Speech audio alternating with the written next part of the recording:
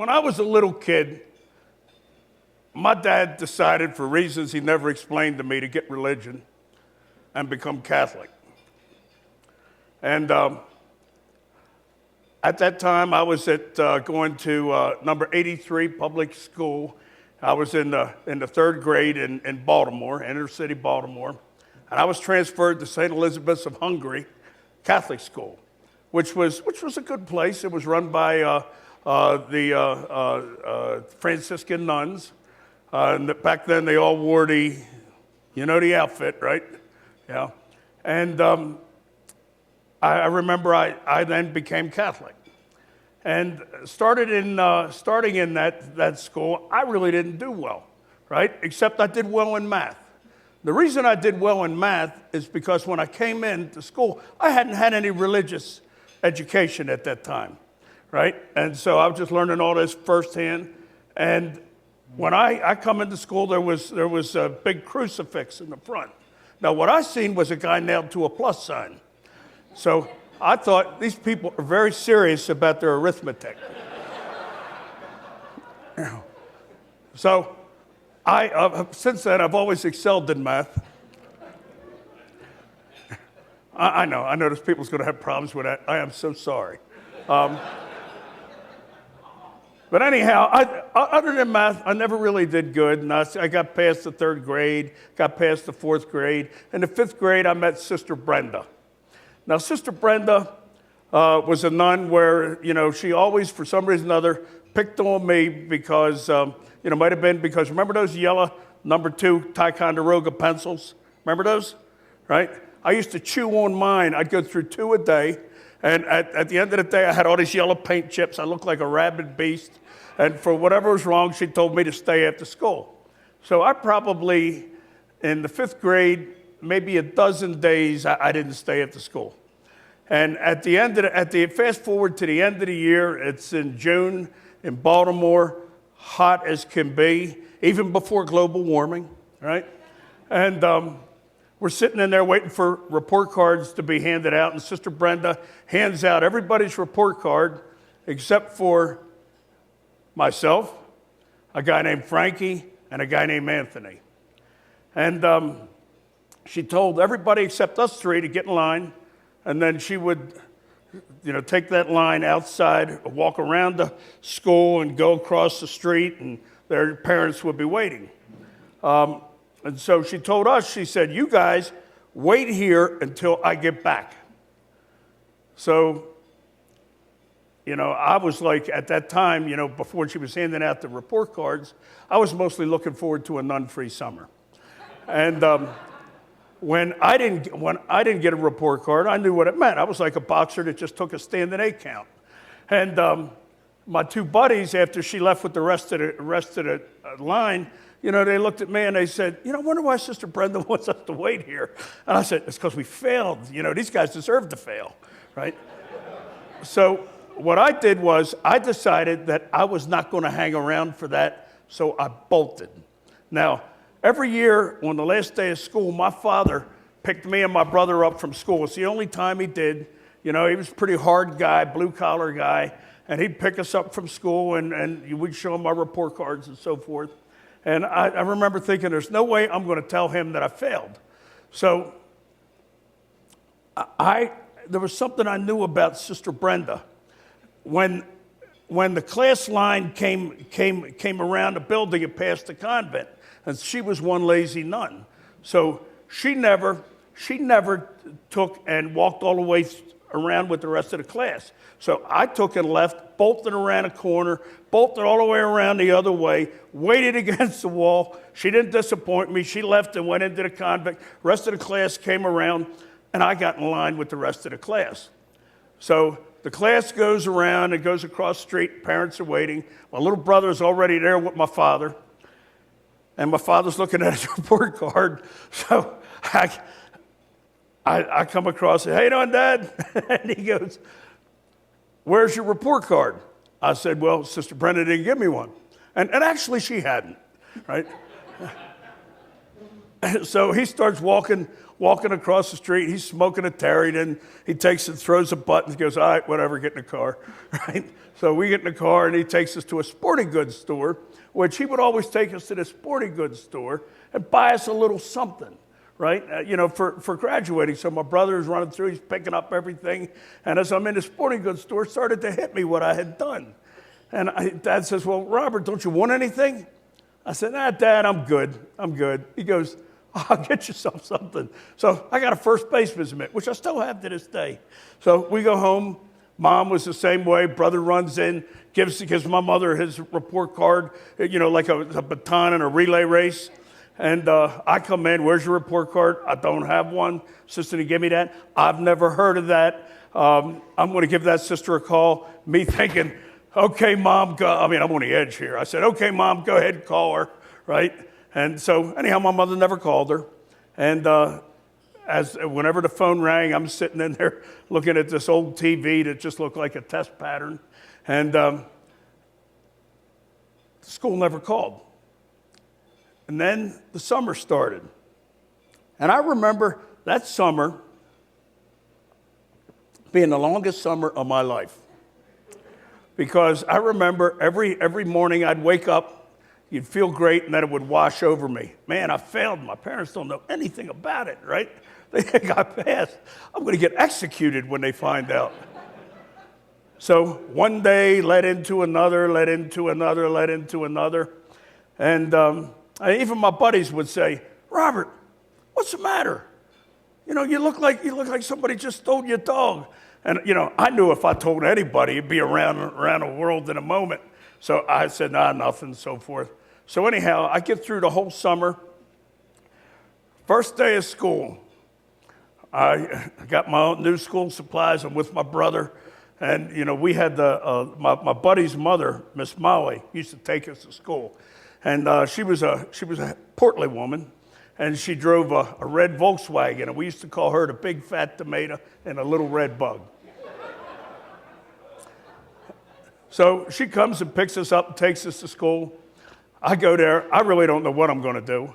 So I get into, the St. Elizabeth's was one of those schools where they had a separate line for each class.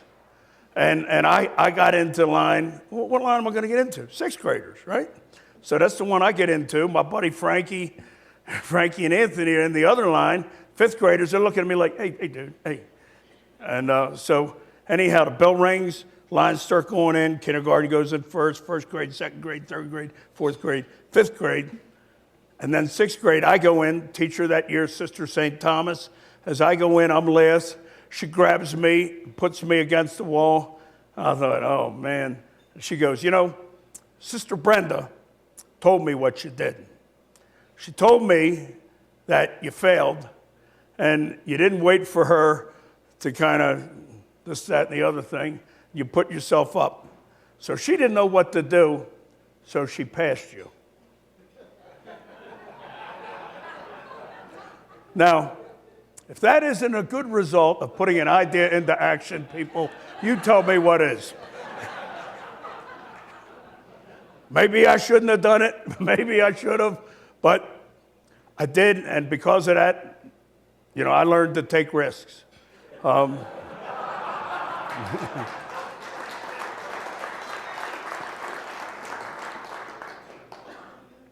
wish I could tell you I was a better student that year and the rest, but I wasn't. And but I did manage to pass the sixth grade, and I remember coming home with the report card, and my mother said to me, your grades aren't too good, but I like it better when you receive a report card.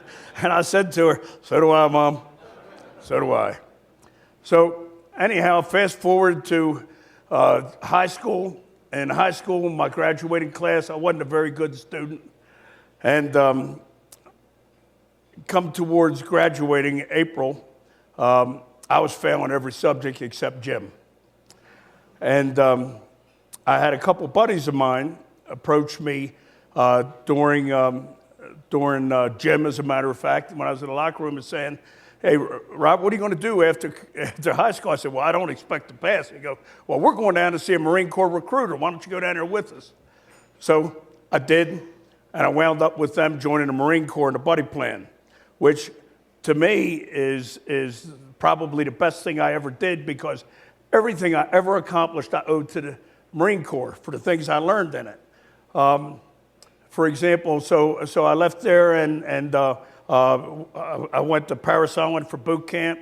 Then Camp Lejeune for infantry training, home on boot leave, and then it was Vietnam. This is back in 1968, and give you an idea what the casualty levels were in Iraq during any given month. The casualty levels would be maybe 100 or 200 on both sides. In Vietnam, it was closer to 40,000. So, I mean, it was a real war. So I joined the 26th Marines, and I became a rifleman. And so that's what I did. I was with a combat company, and I learned some important things. I learned, for example, it was never a good idea to smoke at night. If you were going to walk with a platoon on a night ambush, you'd be a lot better off third or fourth or fifth. You really didn't want to walk first. I also learned discipline, and discipline in the sense of what it means to, when you make a commitment, you say you're going to do something, that you actually follow through and do it. I learned that. I learned, and right along with that is responsibility. And I learned that if I had the right motivation, I could accomplish anything. Eventually, I walked point. I walked tail end Charlie, which tail end Charlie, if you're the last guy, and you're on with about 8 guys, and you're walking, and you're out at night, and it's pitch dark. You know, it's not the most dangerous position, but it sure is the creepiest. I learned I carried a radio. And carrying a radio back then aren't like the radios we have today. They were 29 pounds and had an 8-foot antenna. And it was like carrying a sign that said, "You were the only communication. Please shoot me first." So anyhow, the Marine Corps, after a month and a half, I was wounded, come out, was given orders after the hospital in Japan, got orders back to Vietnam, and finished my tour, came home, got a job at a steel mill.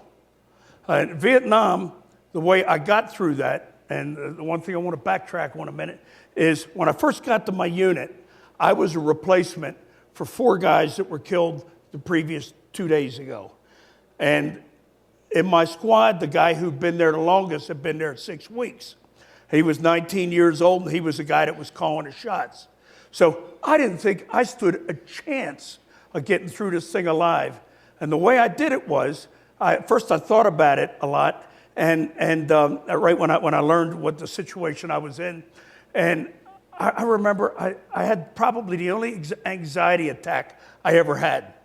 And I got to the point where I was sweating, it was hard to breathe, and then it occurred to me, man, I'm going to die here.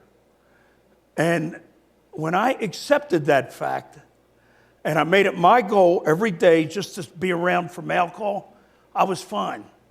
Now, I can tell you that same thing that I learned there in Vietnam that got me through there every day, just living from alcohol the next day, right, got me through everything I ran into later in business, because nothing was that dire. But sometimes, you know, everybody here being an entrepreneur, tough to see the light at the end of the tunnel, isn't it? Yeah. And so just looking at things a day at a time really did it for me. So I came home, eventually went to college, graduated from college, magna cum laude, which is very different from me because you understand I wasn't exactly a good student. Then I came out, and then I went to, took the CPA exam, passed it the first time, and became an accountant. And I got involved in the microcomputer industry back in early 70s. And the way I did that was I was out in Redmond City, California, and not too far from the Stanford campus, and I had time on my hands, and I went to the Stanford bookstore. I had like 12 hours before flight. So I went over to the Stanford bookstore, bought a book on BASIC, read the book while I was waiting for the flight, and wrote a computer program to analyze a bunch of leases that I was looking at for my employer back then. When I got back to my office, I was lucky because my company was owned by Control Data. We had a dumb terminal there. So me and the programmer that worked for them got this program working, and I became hooked. And I learned how to program from them, taught myself how to program. So, since then, a lot of people ask me, well, Bob, where'd you learn how to program? And I tell them the truth, Stanford.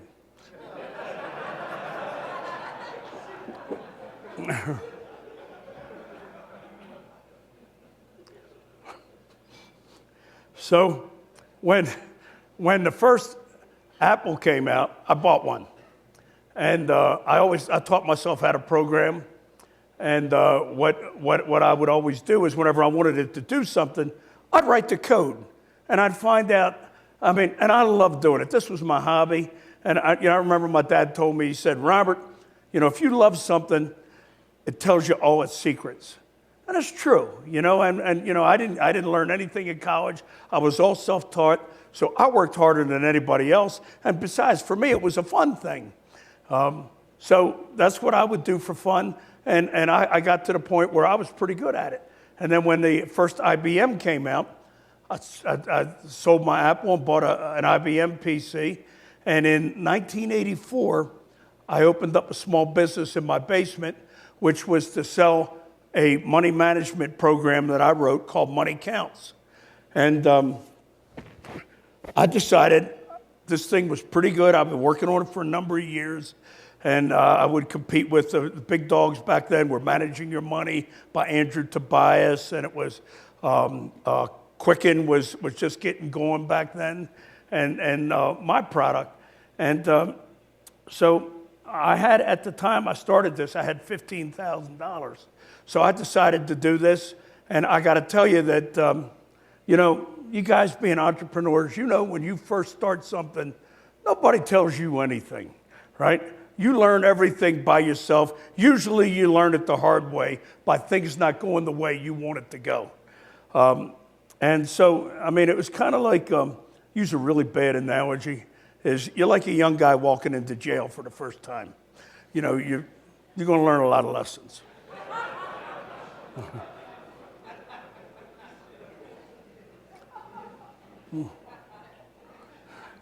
So the first year, I lost all my money.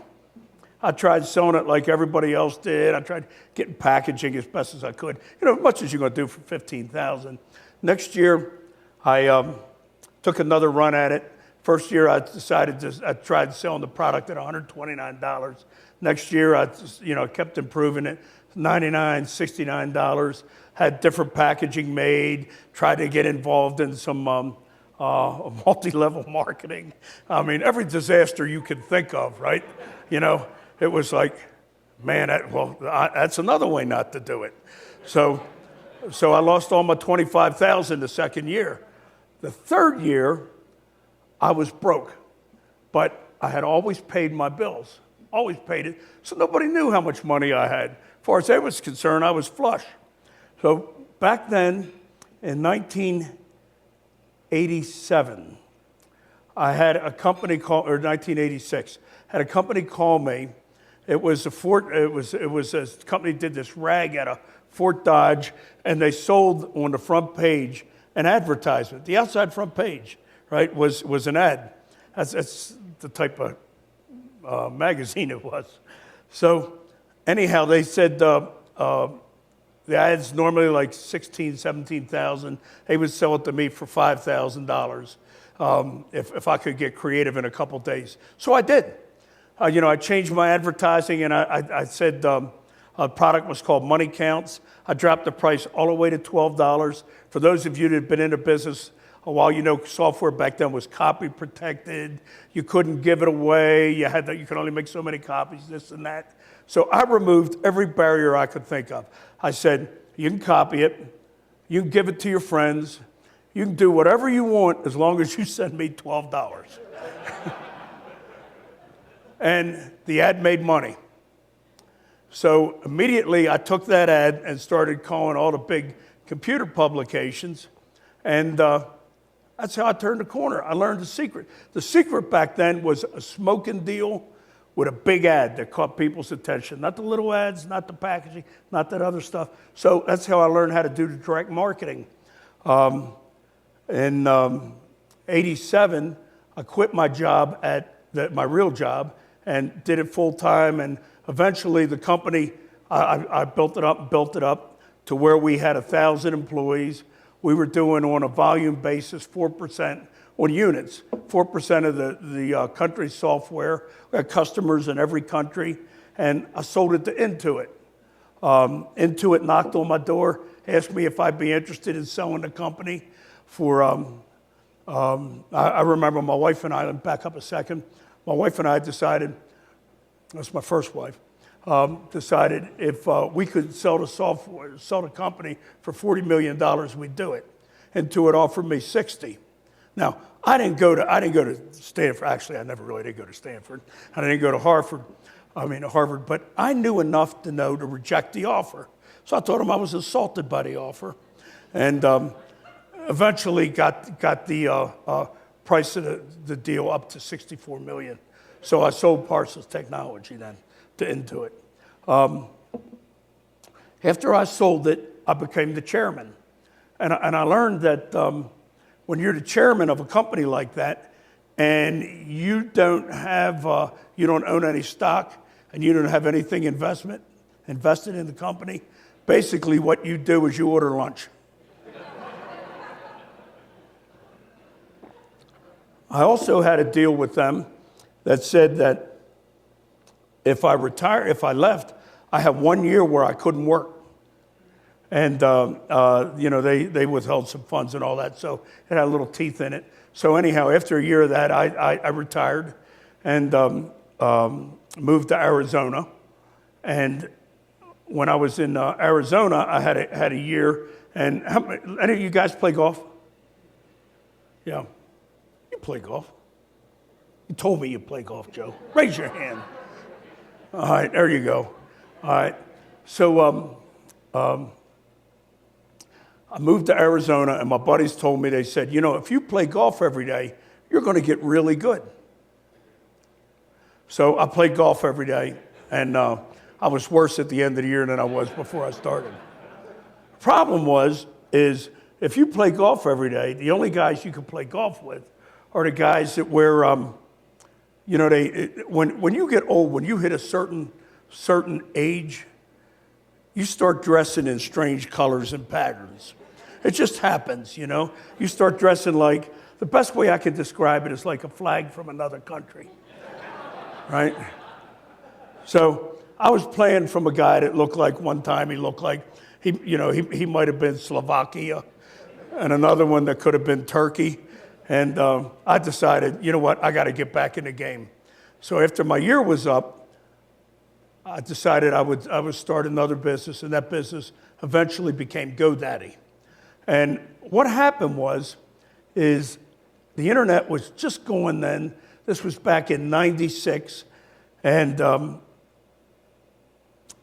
didn't have any idea what I wanted to do.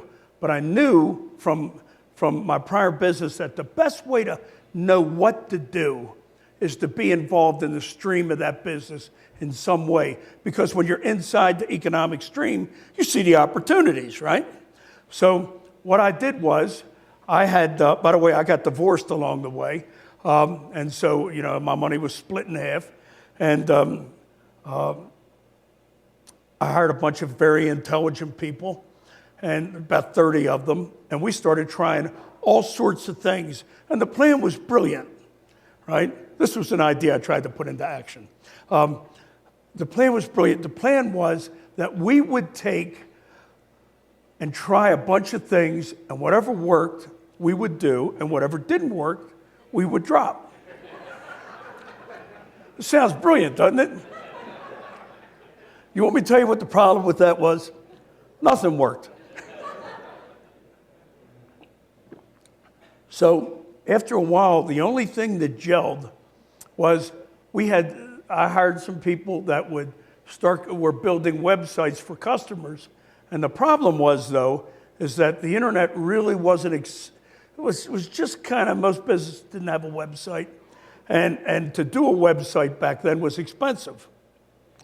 So I'd have people come to me and say, why don't you give me a software package where I can do my own website?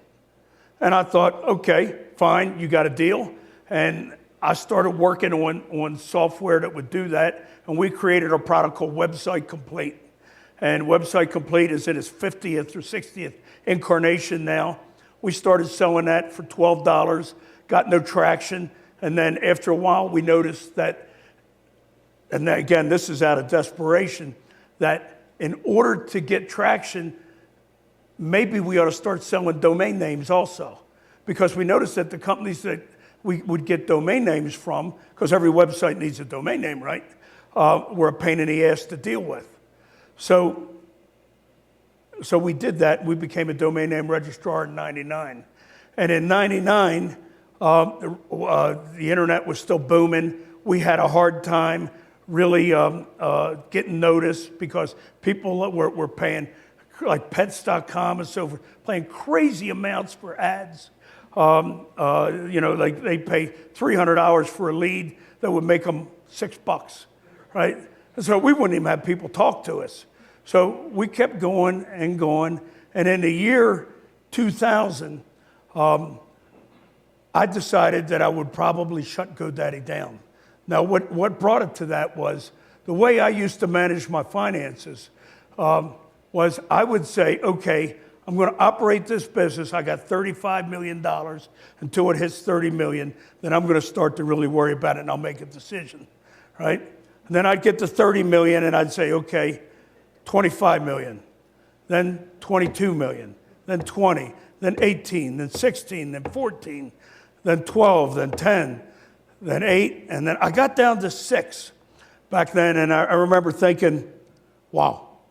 I remember I decided back then when I had 6 million left in the year 2000 that, or 2001, excuse me, that I would shut the company down while I still had a few bucks. So I've been the type of guy, one of the things I believe in is that it's best to keep your own counsel. So very seldom do I discuss my important decisions with anybody. I decided I'd shut the company down. I shut GoDaddy down, and I would go to Hawaii and decide what I was going to do, how I was going to pay my creditors, always pay my bills, how I was going to pay people severance, and what I'd have left. Well, as I was in Hawaii, and I was at the Four Seasons on the Big Island, and as each day went by, I remember thinking, man, I don't want to shut this thing down. I had no light at the end of the tunnel, but I wanted to keep it going. And the big deal for me was there was a guy parking cars one day, and the guy was my age, and he went to park my car. And the guy, I tell you, he was happy as a lark. And the guy obviously had nothing, right? And so I remember looking at this guy going, how neat that he's that happy. I said, this guy has nothing. I got 6 million and I'm miserable. What's wrong with this picture? So I decided that I would go back to Arizona and I would keep running GoDaddy and until it went broke. And if it went broke, I'd go broke with it. And I decided that if the worst thing was that I'd park cars, actually, I wasn't going to park cars. I decided I'd go to Vegas and be a stick man on a craps table. It's a fun job, don't you think? So what happened was in 2001, the dot-com crash happened. And when the dot-com crash happened, GoDaddy was one of the few companies that was paying its bills. We had competitors vanish in the dozens by the week. Not competitors for buying advertising and that sort of thing. Nobody was paying their bills. All of a sudden, I have more friends than I thought I had. And so when I couldn't buy advertising before, I had people lined up to give me a smoking deal for it. And not only were they giving me a smoking deal, but the ads that we were running were, it was promising, low price domains, good service, same thing we do today. All of a sudden they got traction. And in October 2001, the company became profitable. I was that close to shutting it down, right? I was that close to being successful when I was going to shut it down, but I didn't. So then we started growing like a weed. And we got to the point where in 2005, we had a 16% market share. We worldwide had it for that, for a while. Never could really get off of it. And I hired a market research firm to tell me something that was obvious. And what the market research firm told me, they said, the reason your market share is not growing is because a lot of potential customers are not, I used to advertise on the internet only, are not going to, that advertising is going to reach them. You got to do traditional media. So we had a $10,000 war chest back then, and I decided that I would reach out and buy a Super Bowl ad. So we did. Now, the problem with a Super Bowl ad, guys, back then it was a little more than $2 million. They're over 3.5 now. But problem with a Super Bowl ad is people are watching the Super Bowl for its ad, but most of them are half-hammered, right? Most of them are involved in discussions. And if you don't have something that's going to really catch their attention, they're not going to pay attention to it, right? So what happens to your money? Down a drain, right? So I was watching this commercial by Mike's Hard Limeade one night, and it was a guy who was with, he had a bottle of limeade that had a few drops in the bottom. There was 3 women sitting at the end of the bar, and rather than him raising it up and getting the last few drops, he stuck in a 12-inch tongue and lapped up the bottom of the bottle, right, and pulled it out. And the bartender come over to the women who were mesmerized by this guy and said, ladies, what do you want? And they all pointed to him and said, we'll have one of those. Now, to me, that was quite an ad. And because I was talking about it the next day. So I decided that what I would do is I would at least get the name of my company burned into most people's memories. We would have a very beautiful model, very well endowed, and we would have our name across our well endowment, and we would do something a little risque. And we decided to do a spoof of the Janet Jackson wardrobe malfunction, which took place the year before. So I couldn't get it approved. I mean, they sold it to me, but I couldn't get it approved, couldn't get it approved. Got it approved a week before the Super Bowl. Shot it from behind, shot it from in front of her. It was blurred. You couldn't see anything, right? But people's imagination ran rampant. So right after I got it approved a week before the Super Bowl, a guy from Fox Sports says, you want to buy another one? So we bought a second ad at a deal. They approved it twice in writing. And we decided that we would do this, both of them, one at the 2-minute warning and one in the first quarter. So we run the one in the first quarter. Servers go wild. Come to the one at the 2-minute warning. The ad doesn't run. In place of our ad is a network ad of Homer Simpson stabbing a baby for The Simpsons, Fox network ad. So our ad never does run. So I call the president of Fox Sports. I got all my staff. They're angry. They're upset. They're saying, this isn't right, so forth. So I call him. I get him on the phone. He's at the Super Bowl, and he said, look, we had to pull your second ad because it wasn't in tenor with the rest of the ads. And the first ad caused so much commotion. So, and I already had it approved twice. So I remember the people in my office are all upset because I had him on a speakerphone. And I remember turning to the guy who was my chief operating guy, and I said to him, can we be this lucky? And in fact, we were. So I wrote a blog article about it, got picked up everywhere. No ad had ever been canceled on the Super Bowl, right? Especially that there was a contract. First time ever. First time ever on any network, an ad was accepted and then canceled. All right, so that ad was shown on all the news channels. It was mentioned on all the radio shows. It was in all the newspapers again and again and again, all right? And better than that, it became a standard for the network indecency. Now, my mother's very proud of that. Now, more importantly, because of that, our market share that week jumped from 16% to 25% worldwide in a week, and it held. Fox settled with me. I didn't have to pay for the second ad, and I got my money back for the first ad. So it was probably, next to joining the Marine Corps, one of the best things that ever happened to me. Now, I have a question I want to ask everybody. That year, the term GoDaddy was born. GoDaddy Girl was born. And we started doing our advertising that way. And what I have to ask everybody here as an entrepreneur, if you ran an ad and your market share jumped from 16 to 25% with one ad, would you do it again? No? You guys are very sedated. All right.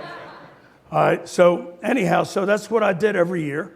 And right now, GoDaddy's ads are at our market share in North America is at 68% domain name registrations, and worldwide is 50%. I did a deal with some private equity groups that KKR and Silver Lake, I know all you guys know them, and then another one to a lesser extent, TCV, where they purchased all but 27% of GoDaddy. I'm still the largest shareholder. And the company was valued at the time we did the deal at $2.4 billion. So it kind of worked out.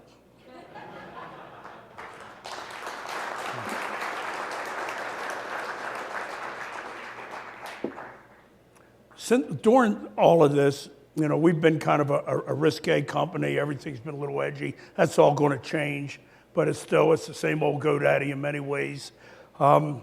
And one of the things that I've always done as I run the company is I always had a saying that you do better when you're happy. You do better when you feel good, if you come to work and you're positive, you're more productive. You tend to come up with more ideas. You're happier to work long hours. And my little brother told me something years ago, and it's something that I instill in every business of mine. And that is, we're not here for a long time. We're here for a good time. And everybody, I had a good time being here tonight. Thank you so much for giving me your attention.